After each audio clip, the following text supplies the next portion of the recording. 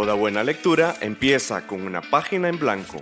Página Cero, un podcast con recomendaciones de lectura, entrevistas, novedades y mucha pasión por los libros. ¿Te animás a pasar la página? Hola, yo soy Pame Jiménez y tengo como un sentimiento, como sensaciones encontradas con el tema de valorar los libros con 3, 4, 5 estrellas, con estrellas pues. Hola, yo soy Ángela Arias y yo no sé a dónde quería llegar Pamela con eso, entonces voy a averiguarlo como ustedes. Y te damos la bienvenida a Página Cero. Les voy a contar por qué. Si ustedes revisan mi Goodreads, les va a salir que yo le puse, creo que 3 estrellas al libro del que les voy a hablar hoy. Pero yo luego dije, ¿por qué 3 estrellas? O sea, como que ese tema de numerar con estrellitas los libros a mí me parece incompleto, porque cualquiera podría haber dicho 3 estrellas es un libro regular, ¿cierto? Ajá. Pero vieras que no, el libro me gustó. Lo que pasa es que lo leí en el mismo mes que leí Actos Humanos de Han Kang. Ah, ok. Sí, entonces el punto de comparación es muy diferente. Totalmente. Y luego me puse a pensar, qué difícil es puntear en realidad los libros con estrellas. ¿Te pasa eso? No, realmente, no me pongo a puntear los libros con estrellas, entonces no. Pero, ¿de qué trata el libro de hoy, Pamela? Porque Sí. para sorpresa de nadie, yo no lo leí esta vez. Bueno, les voy a conversar hoy un libro que se llama Los Últimos Días de Clayton Co. Y es de una autora que se llama Francisca Solar. Esta es una autora chilena, entonces tampoco fue que nos fuimos demasiado lejos, seguimos en Latinoamérica. En efecto, Pamela de hecho me lo prestó y yo lo iba a leer, pero ocurrieron cositas esta semana y me entretuve más bien con otras lecturas. Sí, me da culpa. Pero sí tengo mucha curiosidad porque el libro trata un toque sobre las fotografías que se le hacen a las personas cuando fallecen, o se les hacían hace algunos años, ¿verdad? Imagínense que la portada dice, si no puede distinguir quién respira y quién no, el retrato es un Clayton Co. Entonces, si quieren saber de qué trata esta novela, quédense con nosotras aquí en Página Cero.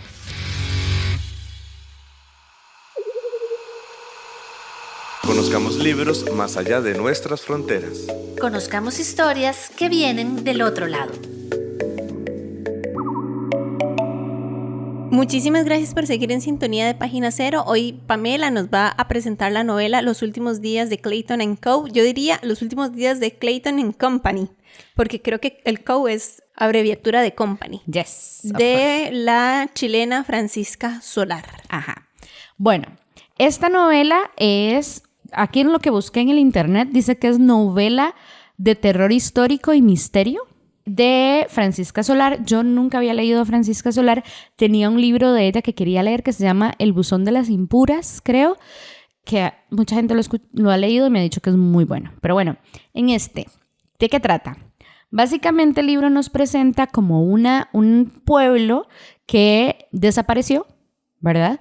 Pero era un pueblo muy particular que se llamaba Atlas. Este pueblo de Atlas tenía como que era un lugar muy específico en donde llegaban muchas personas de diferentes nacionalidades. Esto sobre todo en el siglo XIX. Y resulta que en este lugar había una compañía de fotografías que se llamaba Clayton Co. Era liderada por un hombre que ni siquiera voy a pronunciar su nombre porque no vale la pena mencionarlo. Es un imbécil. Ok. Y Abigail Clayton. ¿Quién es Abigail Clayton? Abigail es una chica pequeña, o sea, si no me equivoco, tenía 16, 15 años, muy chiquita, que su papá, antes de fallecer, la compromete y la casa con un tipo, un doctor, que es un imbécil, de nuevo, y este tipo se da cuenta de que ella tiene como un don con la fotografía.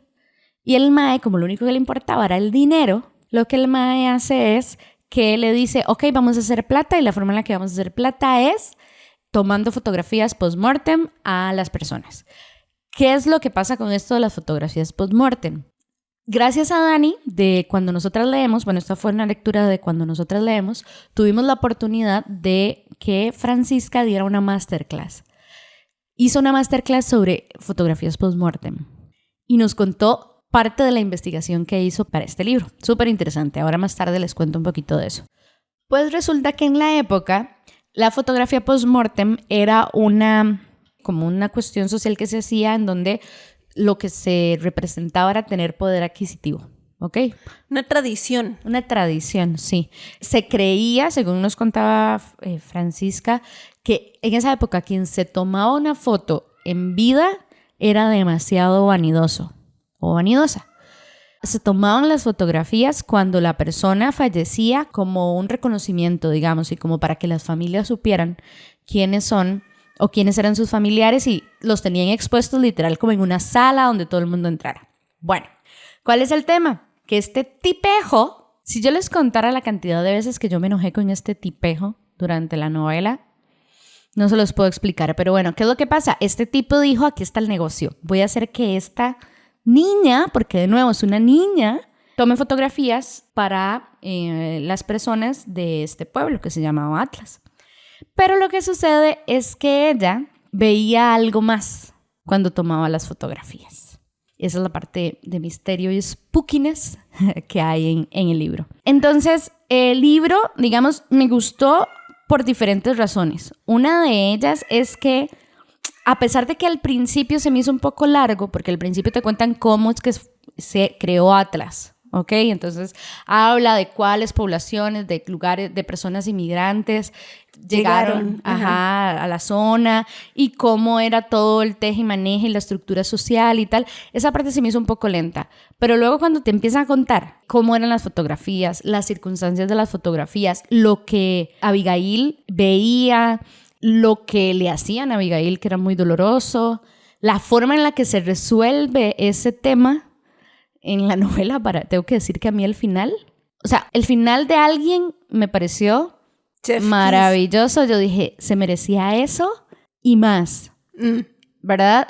Es un poco spooky, eso sí, como es particular, ¿no? Esto, digamos, toca temas que no son bonitos, pero a pesar de que toca temas que no son bonitos, que habla sobre una relación de un hombre muy mayor con una niña y todo lo que eso quiere decir, además de un hombre que claramente ejercía mucha violencia contra Abigail y tal, me parece que los temas y la forma en la que fue contando la historia estuvo muy cool. Y a pesar de, como les decía, que al inicio me costó un poco como agarrarle el hilo, a lo último yo necesitaba saber qué iba a pasar, cómo se iba a resolver, quién era quién, cómo, por qué, cuándo, o sea, ¿verdad? Y lo que me gustó también mucho es que se nota la investigación que hizo la autora. Uh-huh. Se nota muchísimo, porque incluso toca el tema de que la fotografía post-mortem es como los inicios de la fotografía ahora que toman para los cadáveres e investigaciones criminales. La fotografía forense. Ajá, exacto. Como que mutó, porque claramente, y ella, y la misma Francisca nos decía en esta reunión que organizó Dani, que claramente estamos en un momento social muy específico en donde está bien raro que yo saque a mi papá que se murió hace 3 años y diga, mira, quiero un retrato de mi papá muerto en la sala como si estuviera vivo, digamos, y para ponerlo en la sala de mi casa, ¿verdad? Socialmente ya las reglas no nos permiten eso. Entonces, ¿cómo fue que se transformó, digamos, hacia otras cosas? Y también un poco nos muestra cómo Abigail estuvo involucrada como en ese pasar, ¿verdad? Como en esa evolución. Entonces, esa parte estuvo muy cool. Y lo que me encantó de ella es que, por ejemplo, en el club de lectura, en esta reunión, había una parte final que se hicieron preguntas muy poquitas porque ella lo que nos hizo fue una masterclass sobre cómo era la fotografía post-mortem. Es que ella dice que ella investigó no solo cómo se aplicaba esto en Europa, que era lo que se creía, sino que mucha de su investigación fue también aquí en Latinoamérica y en Chile, digamos, que todo esto, muchas de estas cosas sucedieron. Hay mucho facto histórico real, además de claramente elementos de ficción y de spookiness. Pero ella dijo, yo hice toda la investigación y a partir de toda la investigación que hice fue que generé la historia. No fue que a ella se le ocurrió. O sea, como que el tema le llamó la atención, empezó a investigar y a partir de una gran investigación fue que creó la novela. Y la creó en un entorno latinoamericano, que eso también me llamó muchísimo la atención. Justo eso te iba a preguntar, porque si vos a mí me decís esto de la fotografía post-mortem, yo pienso que es en la época victoriana, una carajada así, que creo que esta gente también tenía mucho esto de tomarle las fotografías a los muertos, ¿verdad? La gente posando junto a sus muertos y vos te das cuenta de quién está muerto y quién está vivo porque los muertos se ven muy bien, pero los vivos se ven un poco borrosos. Bueno, de hecho, ¿sabes qué decía ella? porque nos puso varias fotografías y nos decía, les voy a dar unos tips y ahorita les pregunto quién creen ustedes que es vivo y quién está muerto, digamos. Entonces nos decía, una es que va a haber una persona, porque de nuevo, en muchos retratos no era solo la persona muerta ahí solita y listo, sino que habían otros hermanos ahí, ¿verdad? Dentro de la fotografía, o de papás o whatever. Entonces ella nos decía, cuando vean las fotografías, lo que tienen que hacer es fijarse en cuál persona está más rígida e incómoda, porque esa es la persona viva que está al lado de la persona fallecida. Nos contaba un poco sobre los pegamentos que utilizaban, los artilugios que hacían para que un cuerpo se mantuviera rígido. O sea, nos contó absolutamente todo el teje-maneja de cómo se hacía y cómo salía muy bien una fotografía y cuando salía muy mal. Entonces, es bien loco porque también salió por ahí historias de que aquí en Costa Rica existen fotografías post-mortem también. Existe un registro de fotografías, los ponían mucho como dormidos, como tomando una siesta o personas, ¿verdad? Claramente existe un registro acá de fotografías que ilustraban también eso y fue algo que hasta acá llegó, ¿verdad? Entonces también darme cuenta de ese tipo de cosas fue muy, muy loco. Que de hecho me parece que contaron en la reunión que acá en Costa Rica eso sucedió, lo de la fotografía post-mortem, por un accidente de tránsito que hubo con un tren que se descarriló y que murió mucha gente. No recuerdo exactamente el dato, pero que como fue mediático y como fue una situación... ¿En Heredia? No sé. Seguí contando, okay, yo voy a buscar en Google, creo que fue en Heredia. Este fue como el hecho histórico en donde como que se tiene más registro de esas fotografías y que claramente son fotografías post-mortem por lo que sucedió, porque choqueó a todo el país. Ok, creo que es a ver qué te parece, el accidente ferroviario del río Virilla. Ah, creo que sí. Sí, ajá. Sí, entre el margen del cantón de Santo Domingo en Heredia y cantón de Tibás. Ah, ok. Y sí son, digamos, están entre Heredia y San José. Ajá. Sí, yo me acuerdo de eso porque una vez que yo estaba en Heredia, iba con un tío en un carro y decía, aquí fue donde ocurrió lo de la tragedia del Virilla y el montón de sangre que salió y no sé qué. Yo, qué violento. Todo muy violento. Yo no sé si era verdad o no. A mí la verdad es que mis familiares siempre me toman mucho el pelo con este tipo de historias. Pero eso ocurrió en 1926 y el compa no estaba vivo en 1926. Entonces no sé cómo él podría saber esa información. Claro, entendible. Pero los ticos a veces solemos hacer también exageraciones de ciertas cosas. Aunque al parecer esa situación que pasó fue muy dolorosa para el país, fue muy complicada y tal. Pero bueno... Entonces... Perdón, ¿sabías que la EUNET, EUNET, hola, tiene un libro? ¿De qué? ¿De fotografía post-mortem? No, de la tragedia del Virilla. Ah, guau, no sabía. Sí, la acabo de encontrar. Ah, maravilloso. Sería interesante. Uh-huh. Pero bueno, la historia me gustó mucho. Trata de muchísimos temas. Hay un tema, digamos, fantástico sobre cómo Abigail procesa estas muertes, qué es lo que pasa, qué sucede cuando ella toma la fotografía, después de tomar la fotografía y lo que sucede. Habla mucho también del esoterismo, ¿verdad? Que es un tema que de alguna u otra forma nosotros también hemos tratado acá. Habla de eso. ¿Te acuerdas No, yo creo que es más bien como que por casualidad hemos traído novelas que hablan del esoterismo, pero creo que no es que particularmente a vos o a mí nos interese el esoterismo. Total, ajá. Sí, que de alguna u otra forma ese tema lo hemos abordado aquí porque la novela lo aborda. Por ejemplo, con Carlos Cortés. Sí, yo creo que es que aquí hay como mucho interés, tal vez de parte de los novelistas y de las novelistas, porque sí es un tema interesante. Es muy interesante, ajá. Entonces ahí hablaba, y como siempre, eso fue algo que vamos a ver, yo lo entendí por primera vez cuando hablamos con Carlos Cortés, que él decía, las élites están muy metidas en esta vaina. Lo mismo sucede acá. Habla mucho sobre los roles sociales. Muchas veces yo misma me tenía que recordar que Abigail era una niña que estaba pasando por todo este tipo de violencias espantosas. Habla también, bueno, claramente el tema del postmortem está muy ahí. Habla de muchas cosas muy interesantes y no te suelta, la historia no te suelta. Es muy fácil de leer. Yo la leí muy rápido. El único tema que, digamos, fallo para mi lectora, ojo, ¿verdad? No estoy diciendo que un fallo de ella como escritora porque son otros 100 pesos. Para mí lo que al principio como que me costó fue es que esa parte histórica de creación de Atlas, que básicamente es un lugar que no existe, pero ella hace como todo un recorrido histórico de cómo se genera y cuáles nacionalidades fueron las que llegaron y tal. Todo tiene un sentido al final porque ya una sabe por qué ahí fulanita de tal tenía tal rol social tan importante o por qué llegó fulanita de tal y hicieron tal cosa, ¿verdad? Tenía una razón de ser, tiene un sentido de ser dentro de la novela, pero no me encantó, o sea, como que sentí que tardó mucho en arrancar la novela como tal. ¿Qué tal entonces si hacemos una pequeña pausa y ya volvemos aquí en Página Cero? Página Cero es una producción gratuita para amantes de los libros. Pero para mantener el podcast necesitamos una ayudita. Por eso te agradecemos que escuches esta pausa publicitaria.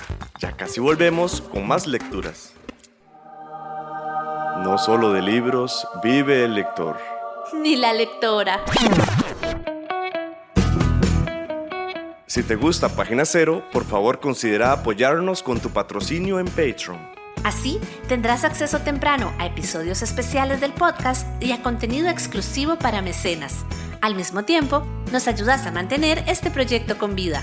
Encontrá más información en nuestro sitio web pg0.com o visitar directamente el sitio www.patreon.com/pg0.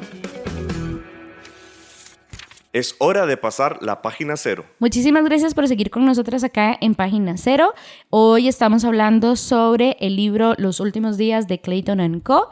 de Francisca Solar, que fue una lectura que hice en el club de lectura de Cuando Nosotras Leemos. Un saludo de nuevo a Dani y que me gustó mucho. De nuevo, me gustó mucho, lo disfruté. Y es bastante grande, tengo que decirlo, ¿verdad? Sí, yo creo que esa es una de las razones por las cuales ni siquiera me animé a leerlo. Es que tenía muchas cosas que hacer, entonces yo dije, no lo voy a empezar y luego quedarme media. ¿Qué pasó? Sí. ¿Vas a decir cuántas tiene? Sí, 284. Es cortito. Es cortito. La Ok. letra, bueno, mira la letra. No estaba tan mal. Sí, digamos, decimos que es cortito, pero es que es alto. Ajá, exacto. Entonces, por eso es grande. Exacto, sí. Pero Pame, lo disfruté. ¿Sabes una cosa? Como Dime. que estábamos hablando de esto, de cómo identificar en las fotos quiénes estaban muertos y quiénes estaban vivos, Ajá. pero no terminamos de hablar de cómo ambientar esta novela, no en un espacio donde tradicionalmente se ven estas fotografías post-mortem, por ejemplo, de nuevo, Inglaterra, ¿verdad? Europa, estas eran como más tradicionales. Ajá. Pero por lo que vos me estás diciendo, la novela en realidad está ambientada en Latinoamérica. Atlas era una zona ficticia dentro de Chile. Eso fue lo que yo entendí. Acá lo que plantean es que es una desaparecida localidad de Atlas, ¿verdad? Está ubicada a pocos kilómetros del puerto más importante del Pacífico. Incluso lo que hacía interesante, lo que se me hizo un poquito lento al inicio, es que era la descripción de este lugar tan particular, porque, por ejemplo, era como una república distinta. O sea, tenían una moneda en específico, tenían un banco universal, porque muchas personas llegaban a la zona, qué sé yo, de Italia, de Alemania, venían con monedas, digamos, de sus países. Entonces ahí se hizo toda una estructura, digamos, social alrededor de esas divisas y cómo se manejaba el dinero y tal. O sea, era un lugar muy particular. Ya su estructura de por sí, creo que incluso en el libro decían que habían más personas migrantes en ese espacio que personas de la misma nacionalidad del país. Entonces, todo está ambientado en este lado del mundo, lo cual a mí se me hizo más interesante.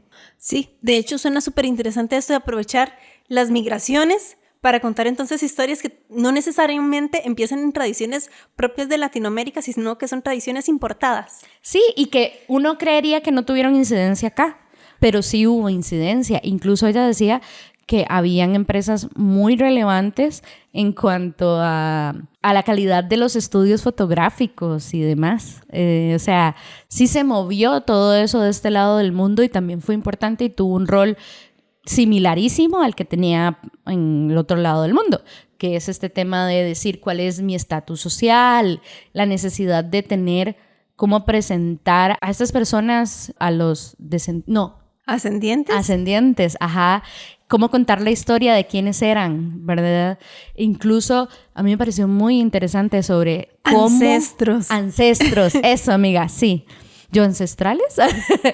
cómo preparaban los cuerpos, qué hacían para disimular, porque lo importante era, y también lo importante que hacía Clayton & Co., tan relevante, era que lo hacían con mucho respeto por la persona que falleció y sus seres queridos. Era un ritual, era una, ¿verdad? Entonces ponían todo su empeño y todo su respeto a preparar los cuerpos, a que fuera casi como una ceremonia, digamos. Claramente, el viejo imbécil este, que de nuevo no le voy a decir su nombre, el tipo es un infeliz y lo que el mae buscaba era sacar el mayor provecho del dolor ajeno. Sin embargo, Abigail y las dos personas que la acompañaban, ahorita se me olvidan los nombres de los dos personajes que la acompañan, ellos sí intentan y se nota el cuidado, la delicadeza en un momento tan doloroso como tomar el último recuerdo de los seres que más quisieron, tal vez, y que ya no están. Incluso la misma Abigail hace una referencia muy bonita a eso, sobre cómo ella hubiese querido tener algo que la acompañara de sus familiares o de personas muy específicas en su vida que luego fallecieron. Pero muy interesante, me llamó mucho la atención. Ya les digo, si les pasa lo mismo que a mí, que al principio como que se sienten un poco perdidos, denle chance, luego se empieza a poner ahí como spooky, pasan cosas, uno odia con todo el corazón a personajes. Yo, por ejemplo, una cosa que me movió mucho era saber si el personaje que yo odiaba tanto iba a tener su merecido o no. ¿Qué pasa con Abigail? Me explico, o sea, pasan muchas cosas, es todo muy fuerte y muy increíble, y creo que Francisca Solar aprovecha como también para traer a la mesa no solo este proceso artístico tan particular como era la fotografía post-mortem, sino también todo lo que tuvieron que pasar las mujeres históricamente para llegar a este mínimo respeto de derechos que tenemos ahorita, que también se respetan, pero me explico, o sea, ese tema de que te casan y el papá queriéndolo hacer desde una posición de protegerte porque te va a dejar sola en el mundo, y lo que significa eso y los dolores y las aberraciones que tuvo que vivir esta niña, digamos, en tan corta edad, de solo la representación de historias de otras mujeres en otras épocas muy fuertes. Entonces creo que hasta por ahí también a una la hace reflexionar y pensar y cuestionarse cuánto hemos avanzado y cuánto tenemos que pelear para que se siga avanzando, porque claramente todavía hay mucho que hacer. Con esto que decís de las mujeres, me llama mucho también la atención, y creo que es algo que tenemos como que destacar, de cómo es que el arte sirve también para rescatar estas historias de mujeres. Y muy significativo, por supuesto, que sea una autora. Claro. Una mujer la que lo está haciendo. Los hombres también deberían colaborar en esto, apoyar en esto, pero creo que es súper significativo también que sean las mujeres quienes lo pongan. Sí, y quienes lo estén rescatando a través de sus artes. Exacto.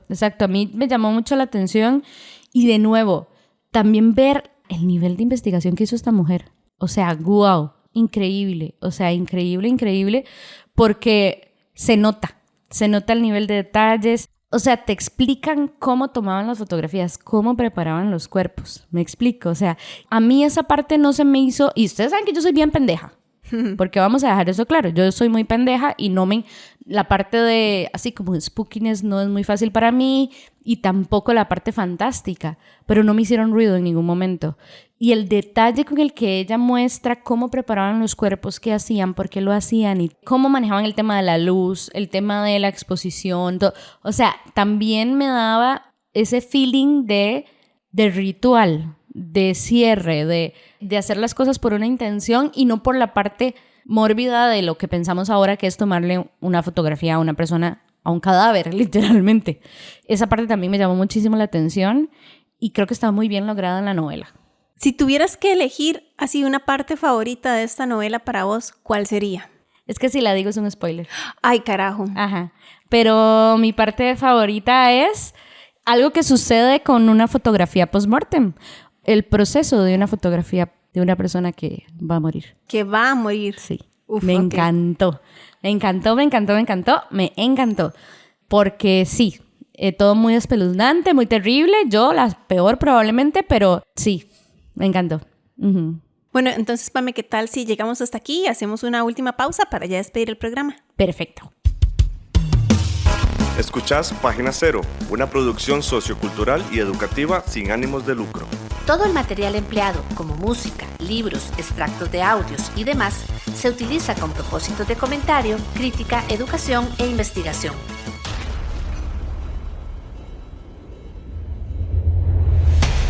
Pasaporte Sonoro. Historias que te llevan a otros mundos. En la 5ª temporada del podcast Página Cero, te traemos otro concurso para que vos tengas la oportunidad de ganar más libros. En esta ocasión, estamos rifando una suscripción de 3 meses a Storytel, una aplicación en donde podés leer todos los libros digitales y escuchar todos los audiolibros que querás.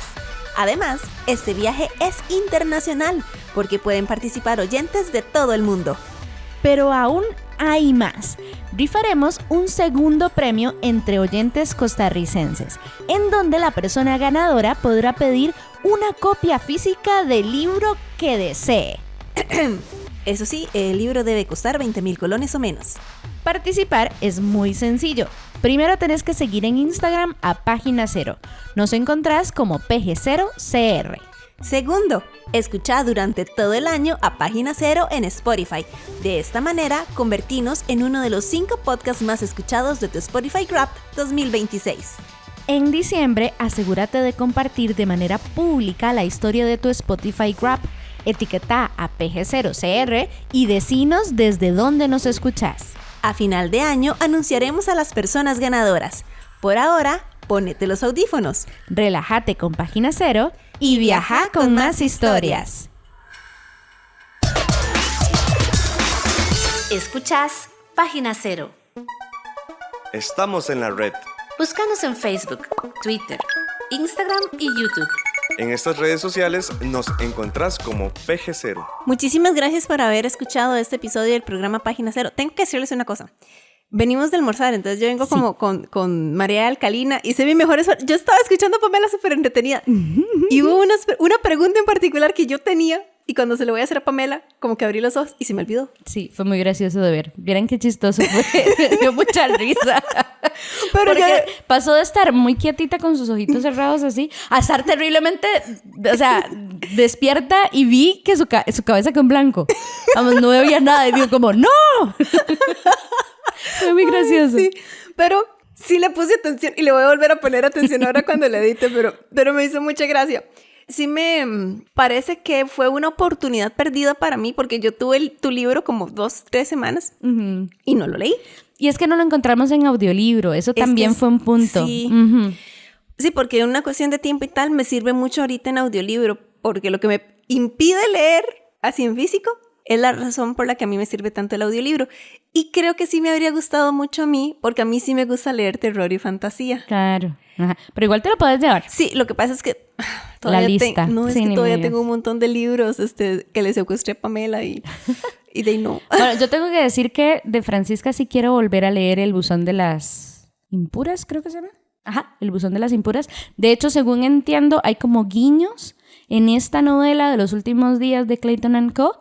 del buzón. Como que hay como están en el formas, mismo universo narrativo, tal vez. Creo, como que hay guiñitos, digamos, que la gente que leyó Las Impuras o El buzón de las impuras dijo, claro, esto, ¿verdad? Uh-huh. Algo que también me gusta mucho de la autora es que lo femenino está muy vinculado con su escritura. Es transversal.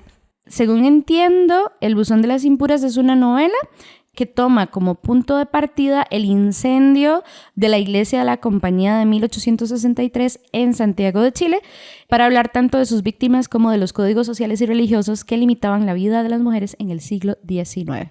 Entonces están como en la misma época y quiero muchísimo leerlo. Creo que El librero pandeado se los he visto y estoy a punto, o sea, estoy que lo veo otra vez, que lo tienen y de fijo lo pido.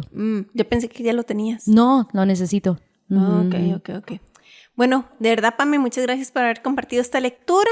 Y a ustedes, contarles, por supuesto, que estamos en redes sociales, que estamos en Facebook, en YouTube y en Patreon como PG0 y en Instagram estamos como PG0CR. Muchísimas gracias por habernos acompañado en este episodio y te deseamos una muy feliz lectura. Bye, bye. Para escuchar más episodios de Página Cero, visita nuestro sitio web pg0.com. Ahí también encontrarás más recomendaciones literarias para que pases la página en blanco.